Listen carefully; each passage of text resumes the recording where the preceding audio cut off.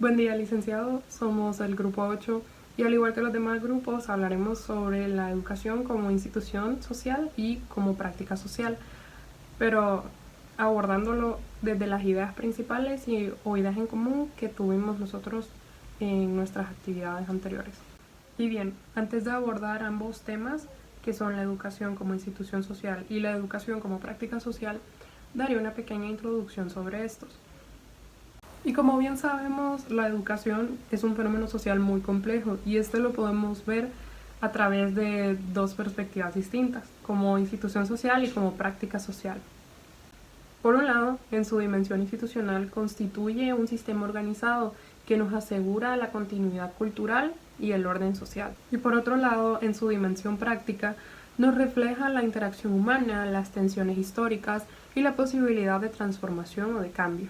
El comprender ambas facetas nos permite reconocer que la educación no es un proceso neutral, ya que ésta se encarga de responder ante necesidades colectivas, intereses o otros contextos.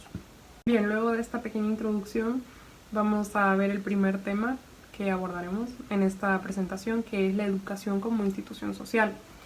Entonces, esta se define como un conjunto organizado de normas, valores, roles y estructuras que regulan la vida de un individuo y que trascienden, no limitándose solamente a las estructuras, ¿verdad? A los espacios físicos de las escuelas, sino que constituyendo un esquema normativo y simbólico que garantice la cohesión social y la continuidad cultural. Los tres aspectos bastante importantes, relevantes dentro de lo que es la educación como institución social.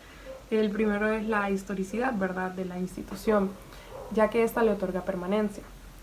Tenemos la autoridad que, por medio de la autoridad es que se regulan las conductas, y la trascendencia, que sería el último, que esta básicamente se encarga de que los saberes acumulados se vayan transmitiendo de generación en generación. Ahora vamos a hablar de lo que son las características de la educación como institución social. Primero tenemos que es universal. ¿Por qué es universal? Pues porque está presente en todas las sociedades. No importa el país o la cultura, siempre existe algún tipo de educación. También tenemos que es socializadora, ya que nos transmite normas y valores que nos permiten convivir en la sociedad. Y cultural, porque conserva y transmite tradiciones, conocimientos y costumbres de generación en generación. También tenemos que es organizada y estructurada, ya que funciona a través de instituciones como escuelas, con reglas, roles y procesos definidos. También tenemos que es dinámica, porque cambia con el tiempo según las necesidades sociales y los avances tecnológicos. Y por último es selectiva, porque clasifica a las personas mediante calificaciones, títulos y aprendizajes, influyendo en las oportunidades futuras. Una breve exposición en base a lo que serían conceptos y partes de la idea que daban algunas perspectivas teóricas en base a nuestra clase de sociología. Como tal, tenemos que entender lo que es primero que todo el carácter de la educación, ya que la educación tiene diversas características, pero entre las principales es que es algo que surge de manera social, ya que la educación viene de la sociedad y por ello responde a las necesidades colectivas en base a la formación y la transmisión cultural. Más que todo, la educación viene a reflejar lo que serían los valores, las normas que mantiene cada sociedad o que consideran importantes. Ahora bien, para dar algo rápido, lo que sería un concepto en base a una perspectiva, tenemos lo que viene siendo la concepción creada por Karl Marx, en este caso la concepción marxista, incluida a los procesos de educación. Como sabemos, Carlos Marx hizo una teoría en base a lo que decía que era la reproducción en base al trabajo, y esto se ve reflejado en lo que es la concepción marxista, en lo cual se nos dice que ella analiza lo que es el proceso del sistema educativo y todos los procesos fundamentales en base a su economía, tratando de identificar lo que serían las relaciones con la clase de la sociedad. Más que todo, este tipo de enfoque nos hace entender que el sistema educativo viene más que todo a contribuir a reproducir lo que serían las desigualdades.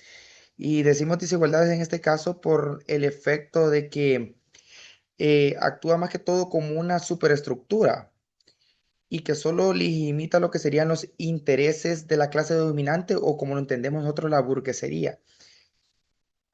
Más que todo, como lo mencionamos, esta concepción tiene muchos apoyos de otros autores que han dicho más que todo y han señalado que la educación solo prepara a los individuos para desempeñar los roles que serían en una sociedad o un sistema solo reproductivos o productivos, más que todo tratando de enseñar en la escuela lo que serían las habilidades y comportamientos que les serán necesarios.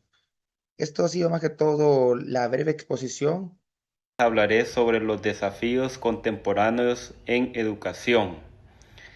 Por ejemplo, la barrera lingüística. Muchos estudiantes reciben clases en un idioma que no es su lengua materna. Además, también existe una gran desigualdad en infraestructura, ya que en zonas rurales o marginadas hay menos recursos educativos.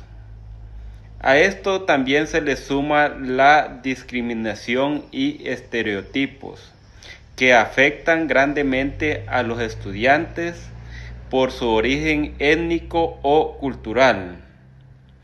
Y no podemos olvidar también la brecha tecnológica, que limita el acceso a una educación de calidad en muchas de nuestras comunidades. Otro tema que es también importante de mencionar es la educación como práctica social, ya que la educación no solo trata de aprender contenidos, es una práctica social.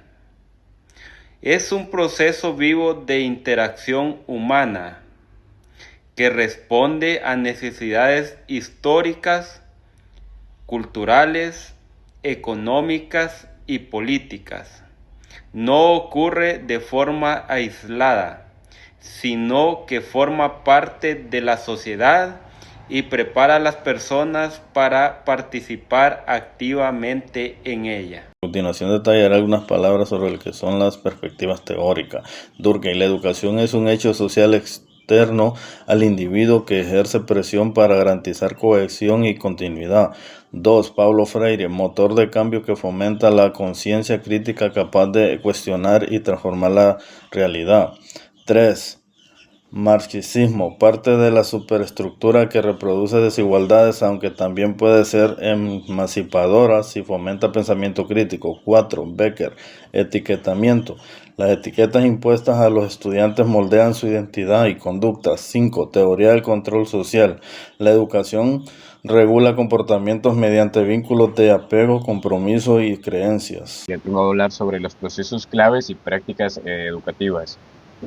Como primer punto tenemos la socialización, que esta a su vez se divide en tres: la socialización primaria, socialización secundaria y la socialización continua, perdón. En cuanto a la socialización primaria, está relacionada con la familia. Normalmente en la familia es el primer tipo de socialización. Luego tenemos la socialización secundaria, que normalmente se da en instituciones como la escuela, y la socialización continua. Como su nombre lo dice, esta va a lo largo de la vida. Tenemos la individualización, que es el desarrollo de autonomía y pensamiento crítico, que eso normalmente es muy importante, que cada quien tenga un pensamiento crítico de absolutamente todo lo que nos ocurre y todo lo que nos rodea. Currículum oculto: este es el aprendizaje implícito, como obediencia, puntualidad y el respeto a la autoridad. La educación en su dimensión práctica promueve la convivencia, fomenta la práctica ciudadana y contribuye al desarrollo económico y social, y puede tanto como reproducir desigualdad como generar transformación. Todo tiene sus pros y sus contras. En cuanto a las conclusiones, como primera conclusión tenemos la educación como institución social asegura la continuidad cultural y el orden social y la integración de los individuos en estructuras organizadas.